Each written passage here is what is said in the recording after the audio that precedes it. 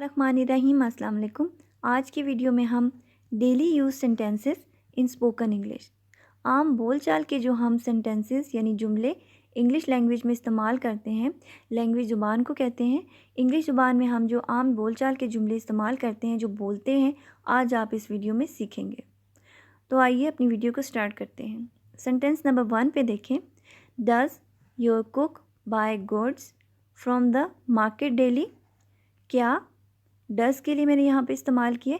ये बात आपने याद रखनी है कि अगर is, am, are, have, had, does, do अगर ये सेंटेंस के स्टार्ट में लगेगा यानी पहले लगेगा तो इसका मीनिंग क्या होगा। ठीक है। योर आपका या तुम्हारा। इंग्लिश में हम बड़े और छोटे दोनों के लिए योर तुम्हारा या आपका या यू तुम आप, इन तमाम लफ्ज़ों के लिए हम यू का ही इस्तेमाल करते हैं। अगर आपको याद है कि अगर आप भी जब भी उर्दू में ये सेंटेंस किसी बड़े के लिए बोलेंगे तो आप हमेशा आप का लफ्ज़ इस्तेमाल करेंगे और बच्चे के लिए आप तुम का लफ्ज़ इस्तेमाल करेंगे। लेकिन इंग्लिश में बड़े और छोटे दोनों के लिए यू और योर ये लफ्ज़ इस्तेमाल होता है। इसलिए आपने कंफ्यूज नहीं होना कि मैं बड़े के साथ बात कर रहा हूँ या कर रही हूँ तो मैं उन्हें आप इंग्लिश में किस तरह कहूँ, तो इसमें आपको परेशान होने की ज़रूरत नहीं है। आपने सिर्फ यू का ही वर्ड यूज़ करना है यहाँ पे या योर। आगे देखें। कुक खानसामा या किसी आपको बावर्ची अगर आपने रखा हुआ है तो उसको उर्दू में बावर्ची खानसामा कहते हैं, लेकिन इंग्लिश में उसको कुक कहते हैं। होटल में भी जो खाना बनाता है उसको भी कुक कहते हैं और जो घर पे भी खाना बनाता है उसको भी हम इंग्लिश में कुक ही कहते हैं। बाय ख़रीदता है। गुड्स सामान को कहते हैं। फ्रॉम से द मार्केट बाज़ार से। डेली रोज़ाना। Does you cook buy goods from the market daily. क्या आपका या तुम्हारा बावर्ची या खानसामा रोज़ाना बाज़ार से सामान ख़रीदता है।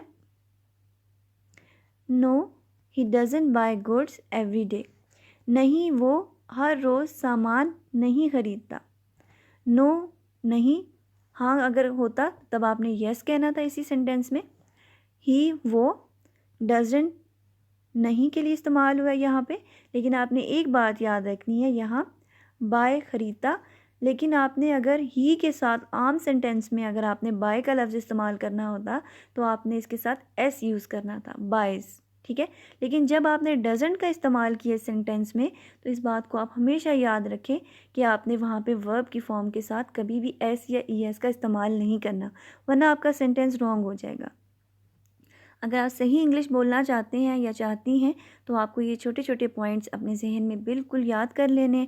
जब भी आप बोलेंगे प्रॉपर तरीके से तो लोग भी आपसे इम्प्रेस होंगे कि इसकी इंग्लिश कितनी अच्छी है। इसीलिए इन छोटी बातों को लिख लिया करें, अपनी कॉपी में नोट कर लिया करें ताकि आपको कभी भूले नहीं। तो इस सेंटेंस में देखें, गुड्स मैंने आपको पहले भी बताया कि सामान को कहते हैं। एवरीडे रोज़ या रोज़ाना। No he doesn't buy goods every day. नहीं, वो हर रोज़ सामान नहीं ख़रीदता। नेक्स्ट सेंटेंस में देखें, what are you taking from him. What क्या, आर हैंग या के लिए इस्तेमाल होता है और यहाँ पे हम हो के लिए इस्तेमाल कर रहे हैं। ठीक है। सेंटेंस में देखें, तुम इससे क्या ले रहे हो। ठीक है। तो यहाँ पे आर हो का मतलब दे रहा है। यू तुम, टेकिंग ले रहे, फ्रॉम से, हिम उस। ठीक है। What are you taking from him, तुम उससे क्या ले रहे हो। I am getting a good book from him या हर। मैं उससे एक अच्छी किताब ले रहा हूँ या ले रही हूँ। सेंटेंस आप देखें एक ही है। अगर आपने जब भी आई का इस्तेमाल करना है मैं, तो आपने अगर लड़की ये सेंटेंस बोल रही है तो वो सिर्फ लड़की के लिए अगर बोला जा रहा है तो तब आपने हर का लफ्ज़ इस्तेमाल करना है, और अगर आप ये सेंटेंस किसी लड़के के लिए कह रहे हैं तो तब आपने हिम का इस्तेमाल करना है। जैसे आई am getting a good book from him. मैं उससे एक अच्छी किताब ले रहा हूँ। ठीक है। और अगर यही सेंटेंस लड़की कह रही है कि मैं उससे एक अच्छी किताब ले रही हूँ तो तब भी वो सेंटेंस को इसी तरह ही बोलेगी, आई am getting a good book from him. ठीक है। हर का इस्तेमाल आपने कब करना है? अगर आपका सब्जेक्ट हर होगा, यानी लड़की से अगर आप कोई अच्छी किताब ले रहे हैं तो तब आपने सेंटेंस को इस तरह बोलना है, आई am getting a good book from her.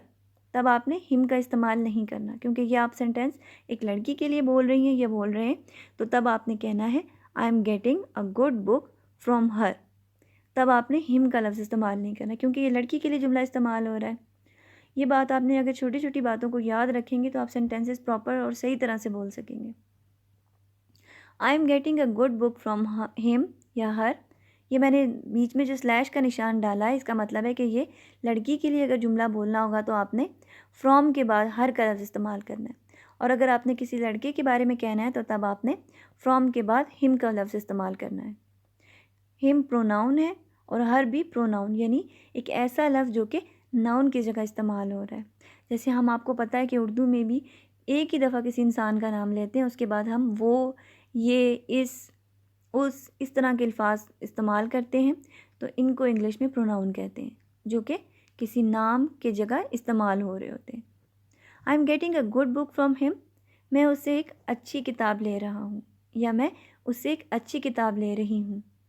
आई आपने याद रखना है कि लड़का भी अपने लिए आई का ही लफ्ज़ इस्तेमाल करेगा, और अगर लड़की ये जुमला बोल रही है ये सेंटेंस, तो तब भी वो आई का ही लफ्ज़ इस्तेमाल करेगी। Don't take this from him, ये उससे ना लो, या ये इससे ना लो। ठीक है। हिम का वर्ड जो है आपने उस या इस दोनों के लिए इस्तेमाल करना है। अगर आपने इसके लिए किसी के बारे में कहना है कि ये इसकी चीज़ है, तो तब भी आपने हिम के लिए इसका इस्तेमाल करना है। अगर आपने उसकी तरफ यानी उसका इशारा करें कि ये उसकी चीज़ है, तो तब भी आपने हिम का ही वर्ड इस्तेमाल करना है, लेकिन ये लड़के के लिए। Don't take this from him, don't का मतलब होता है ना, टेक लो, दिस ये, फ्रॉम से, हिम इससे या उससे। ठीक है। आपने इस बात को जहन नशीन कर लेना है। अगर आपने ये लड़की के लिए सेंटेंस आपने यूज़ करना है तो तब आपने कहना है don't take this from her. यहाँ हिम की जगह आपने HER, हर, ठीक है, उस लड़की के लिए या इस लड़की के लिए। नेक्स्ट सेंटेंस देखें, I am taking from him, मैं उससे ले रहा हूँ या मैं इससे ले रहा हूँ।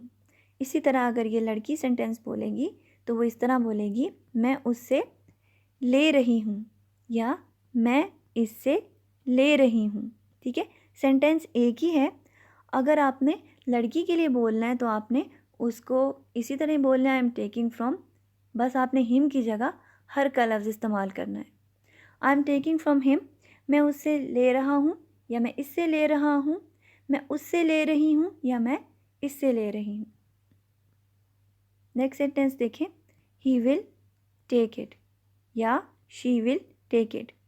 लड़के के लिए आपने सेंटेंस को ही से स्टार्ट करना है। ही का मतलब वो, यानी वो लड़का। ही विल टेक इट, वो उसे या इसे, टेक ले, विल गा के लिए इस्तेमाल होता है, फ्यूचर टेंस के बारे में बात हो रही है, यानी उसने अभी लिया नहीं है लेकिन वो लेगा। ठीक है। इसी तरह लड़की के लिए आपने कहना है शी विल टेक इट, वो उसे या इसे लेगी। ठीक है। शी लड़की के लिए हम ये जुमला चूँकि बोल रहे हैं इसीलिए हमने शी का इस्तेमाल किया है, और जब हमने लड़के के लिए यही सेंटेंस बोलना है तो तब हमने कहना है ही विल टेक इट। लड़की के लिए she will take it. Take it, ले लो, किसी को कोई चीज़ दे रहे हैं तो आप कहेंगे टेक इट, ले लो। टेकन, ले लिया। आई हैव टेकन, मैंने ले लिया। शी हैज़ टेकन, इसने या उसने ले लिया। ही हैज़ टेकन, उसने या इसने ले लिया। आई हैव टेकन, मैंने ले लिया। शी हैज़ टेकन, इसने या उसने ले लिया। ही हैज़ टेकन, उसने या इसने ले लिया। आई विल टेक, मैं लूँगा या मैं लूँगी। ठीक है। कोई लड़की अगर ये जुमला बोल रही है तो वो उर्दू में तो इस तरह कहेगी कि मैं लूँगी, लेकिन इंग्लिश में वो भी कहेगी आई विल टेक। और लड़का अगर अपने लिए कह रहा है कि मैं लूँगा, तो तब भी वो सेंटेंस को इसी तरह बोलेगा, आई विल टेक। इसलिए आपने कंफ्यूज नहीं होना। आई लड़की और लड़के दोनों के लिए, मैं के लिए इंग्लिश में आई का ही वर्ड यूज़ होता है। आई विल टेक दिस, मैं इसे लूँगा। आई विल टेक दैट, मैं उसे लूँगा। ठीक है, करीब की कोई चीज़ है तो तब आपने इसका इस्तेमाल करना है, जिसको इंग्लिश में कहते हैं दिस, और दैट उसे या उसको। आई विल टेक दिस, मैं इसे लूँगा। आई विल टेक दैट, मैं उसे लूँगा। ही विल टेक, वो लेगा। ठीक है, अगर आपने जैसे कोई सेंटेंस बोलना है कि आप कोई चीज़ दे रहे हैं कि भाई ये उसने लेनी है, तो आप जैसे उर्दू में कहते हैं हाँ वो लेगा, तो इंग्लिश में आपने सेंटेंस को इस तरह बोलना है, ही विल टेक, वो लेगा। और अगर लड़की के लिए आपने सेंटेंस यही बोलना है कि वो लेगी, तो आप कहेंगे शी विल टेक। टेक का मतलब होता है लेना। शी विल टेक, वो लेगी। ही विल टेक, वो लेगा। ही विल टेक इट, वो इसे लेगा। शी विल टेक इट, वो इसे लेगी। ही विल टेक इट, वो इसे लेगा। शी विल टेक इट, वो इसे लेगी। याद रखना आपने, मैंने पहले वाले सेंटेंस में इट का यूज़ नहीं किया। सिंपल मैंने बताया कि अगर आपने कहना है कि वो लेगा, तो तब आपने ही विल टेक, आपने सेंटेंस में इस तरह बोलना है। और अगर आपने किसी चीज़ के बारे में कहना है कि ये चीज़ वो ले लेगा, तो तब आपने सेंटेंस को इस तरह बोलना है, ही विल टेक इट। उम्मीद करती हूँ कि आज भी आपने बहुत सारे सेंटेंसेस सीखे होंगे। अपना ढेर सारा ख्याल रखिएगा और इसी तरह इंग्लिश पढ़ते रहें। अल्लाह हाफ़िज़।